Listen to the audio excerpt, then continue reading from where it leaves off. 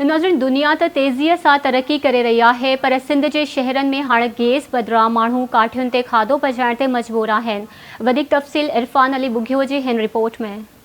Gas जे शदीद बहरान सबब हैदराबाद वासी काठियूं ॿारण ते मजबूर थी विया आहिनि। गैस जी डिघी लोड शेडिंग या घटि प्रेशर सबब हिकु पासे शहरनि जो जीअण जंजाल ऐं महांगो थी वियो आहे, त उते काठियुनि जे टालनि वारनि जा वारा नियारा थी विया आहिनि। जो काठियुनि जी डिमांड वधण सबब उन्हनि अघनि में गाटे टोड़ वाध आणे छॾी आहे। सिंध जे ॿिए नंबर वॾे शहर हैदराबाद में रोज़ानो गैस जी डिघी लोड शेडिंग ऐं घटि प्रेशर सबब 25 लख आबादी वारे शहर जा रहवासी सख़्तु परेशानियुनि खे मुंहुं ॾियण ते मजबूर आहिनि। गैस जी जेका घेरियल लोड शेडिंग है एतरे हद ताईं वधी वई है जो माण्हू ज़हनी मरीज़ थी विया आहिनि।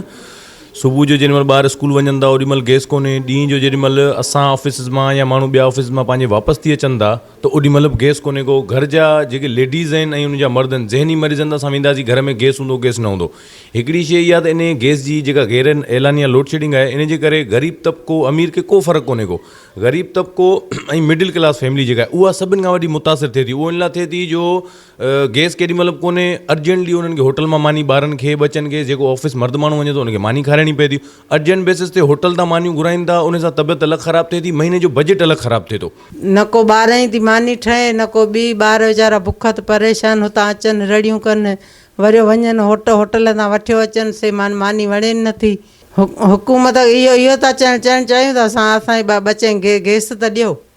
असांखे जीअं त पहिरीं सियारे में इहो थींदो कि बाबा लोड शेडिंग असां गैस जी ॾींदासीं त राति जो थींदी हुई सुबुह ताईं। हाणे गर्मियुनि में बि इहो मसइलो आहे, कलाकनि जा कलाक गैस कोन्हे, ॿार बच्चा स्कूलनि मां अचनि था, उन्हनि खे बि इहा तकलीफ़ थिए थी। को जॉब जो माण्हू आहे, को लेट सवेर को कमु। हाणे मां पंहिंजी मिसाल ॾींदुसि, और लेटली राति जो ईंदो आहियां।